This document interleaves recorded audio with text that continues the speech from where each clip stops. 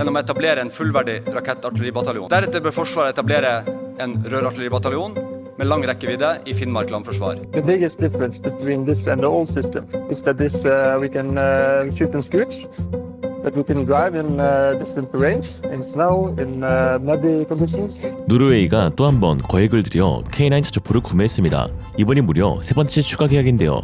이 계약이 주목받고 있는 이유는 유럽 전역에 한국산 무기체계가 유럽산 무기와 동등 그 이상의 성능을 지녔음을 입증한 사례로 평가되기 때문입니다.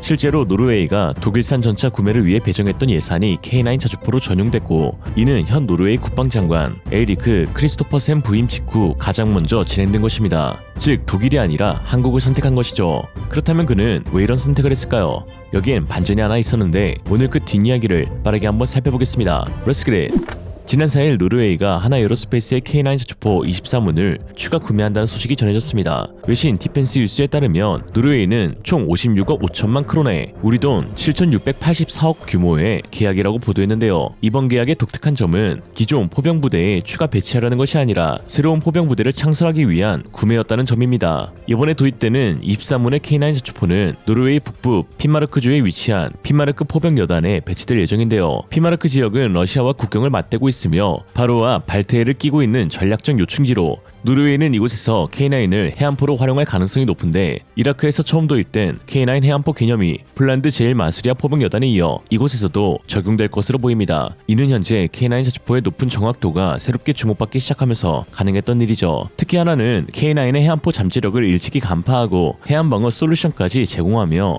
패키지 수출 가능성을 크게 높이고 있는 상황입니다.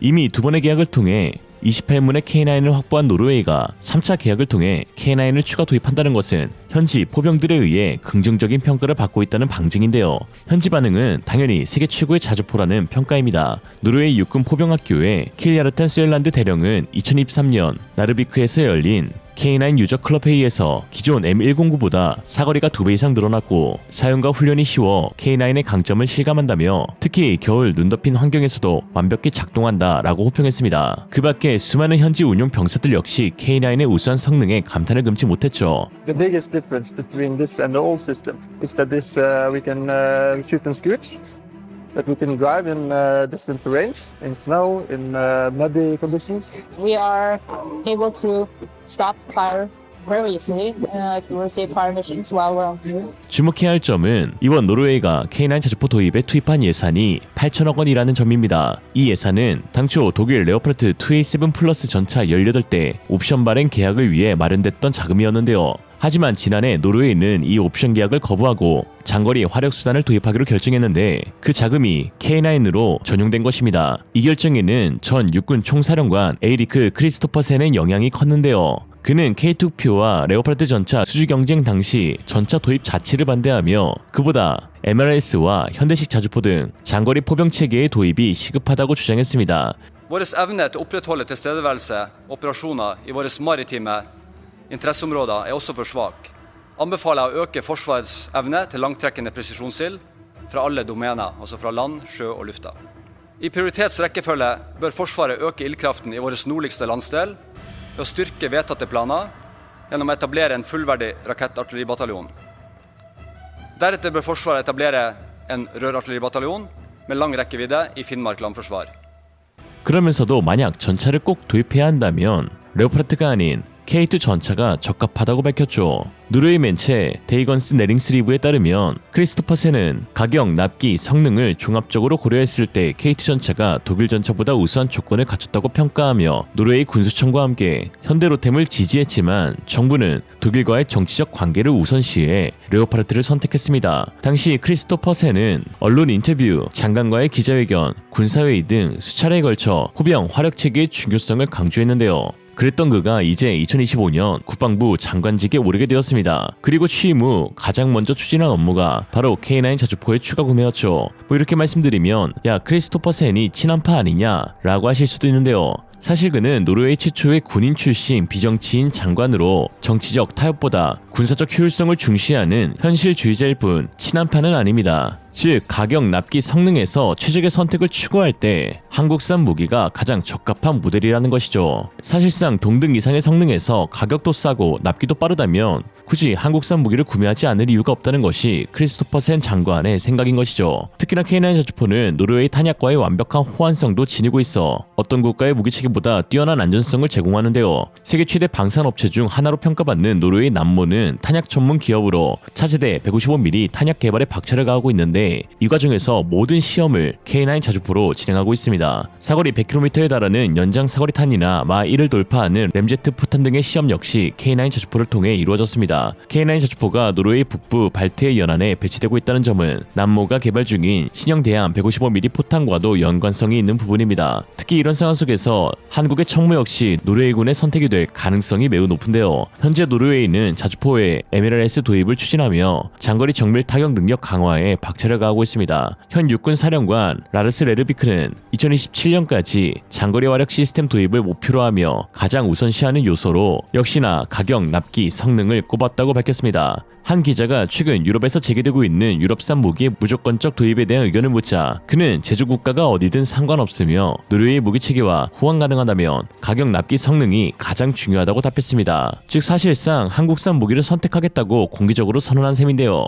특히 이어서 레르비크는 정부가 국방부 장관 크리스토퍼센의 조언을 반영해 결정해주길 바란다며 이번 MLRS 계약에서 크리스토퍼센이 염두에 둔 국가의 무기 체계가 선택될 가능성이 큰 것으로 드러났습니다. 노르웨이가 요구하는 핵심 조건은 사거리 300km 이상의 미사일을 발사할 수 있어야 한다는 점인데 현재 전세계 MLRS 다연장 로켓포 중 이 조건을 충족하는 것은 한화의 K239 천무와 CT-690 패키지 그리고 미국의 하이마스와 ATACMS 패키지뿐입니다. 천무는 하이마스 대비 2배에 달하는 화력과 발사 속도를 자랑하면서도 대당 가격이 30% 이상 저렴해 가격 경쟁력에서 앞서고 있습니다. 일단 성능, 가격, 승 그리고 납기는 거의 압승인데 하이마스의 납기는 현재 예측 불가능한 상황입니다. 2024년 하이마스 구매 계약을 체결한 에스토니아는 자치조사 결과 미국 공장이 멈춰버린 상황이며 가속화될 가능성이 없다고 판단, 구매 취소까지 검토 중입니다. 심지어 대안으로 천무 구매를 고려하고 있다고 직접 언급하기도 했죠.